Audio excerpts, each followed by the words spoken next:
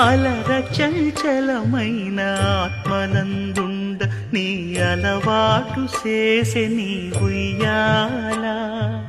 అలర చంచలమైన ఆత్మనందుండ నీ అలవాటు చేసే నీ ఉయ్యాల. పలుమారు ఉచ్ఛ్వాస పవనమందుండ నీ భావంబు తెలిపే నీ ఉయ్యాల.